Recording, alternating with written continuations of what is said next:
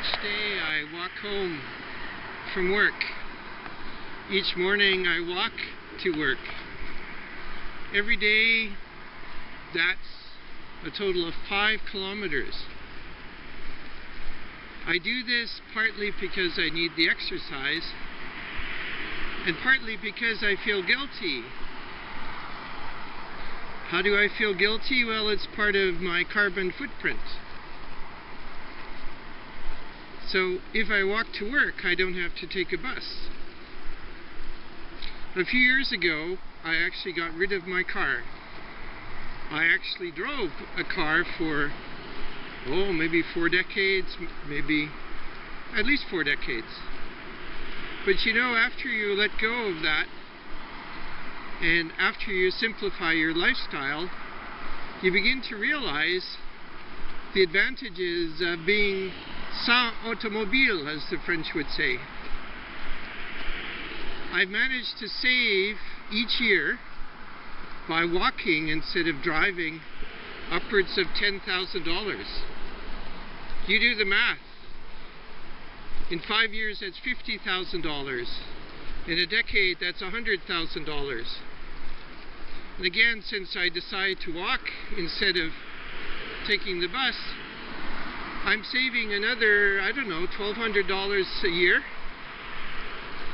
which over a decade is what, $12,000? So together that's $120,000.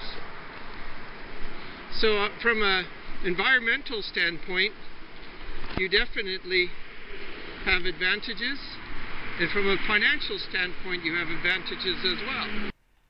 My decision to walk instead of taking a bus or car is a lifestyle choice. I've done $2.5 billion worth of high technology work during my professional career. And I still continue to mentor and teach students and work with them on science-related projects. So,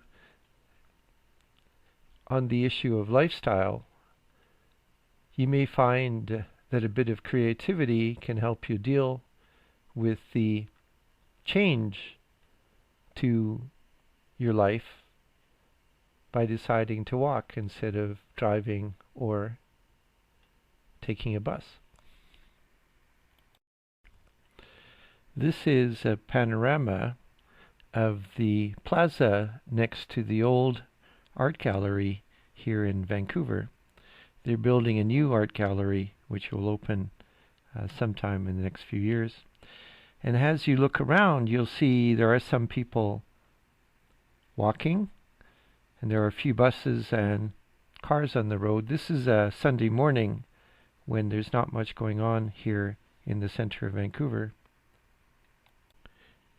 If you are unsure whether a walking lifestyle is good for you, you could always start by spending your Sunday mornings in a public place in your city or town, walking around to see, whether you're up to the challenge of leaving your car behind, not taking the bus, and then walking from one point to another.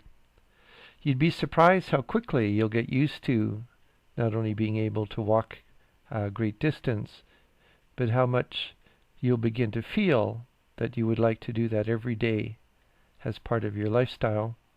Your health definitely will improve, as well your outlook to things and the psyche or psychology that you have in your life. You might also consider how this would help your family if you were in better health. If you are the provider of that family, you should be as healthy as possible so that you can live a long and productive life and be happy in what you're doing. Reducing your carbon footprint by walking has more than just an obvious advantage.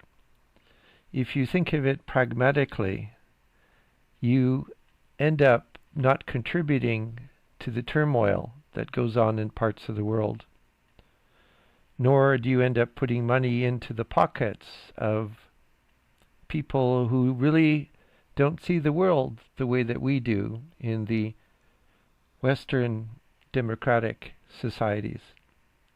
So walking is a lifestyle choice, but it also has wider ramifications as well.